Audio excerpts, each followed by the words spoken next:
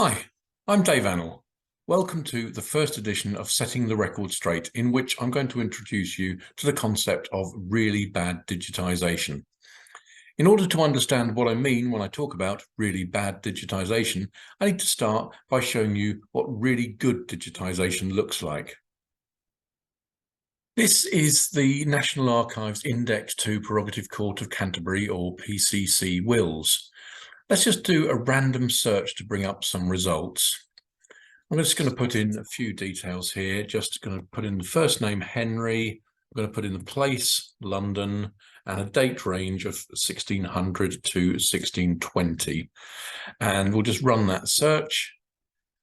And we can see that there's some very clean data here. If you look at all the records down here, there's the same sort of information recorded about each person. We have their name, we have their occupation and some sort of residence, which in these cases is mainly just London. And we've got the archival reference here, Prop 11114/119. And importantly, we've got the date of probate. But you can see that on each of these records, the same information is recorded. And it's all in very standard form, all very neatly laid out, all very clear. Now let's have a look at another database. So this is Ancestry's London Wills and Probate database. Some very good information down here about what it covers. It tells us that it's just including original wills. There aren't administrations, etc. in here. And it gives us the list of the courts that are covered there. So it's pretty good coverage for most, if not all, of London. So we'll just do the same search. I put in Henry, 1610 plus or minus 10 years. Same search that I did for the PCC wills. And straight away, we can see that we have problems.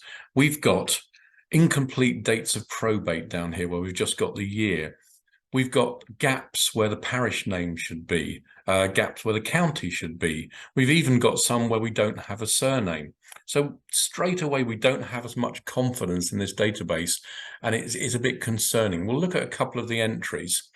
Here's Henry Hobin. We've just got the year of probate, 1610, no parish name, but let's have a look at what we see when we look at the actual document.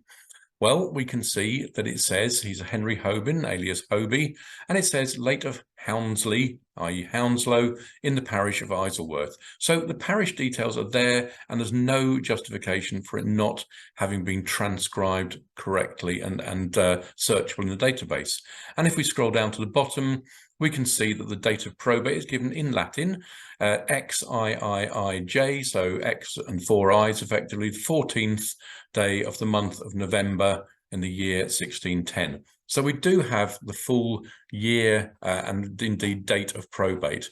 And if we look back at the list here, we're going to scroll down since it comes up. We'll scroll down here and we'll look at this guy here, Henry, with no name.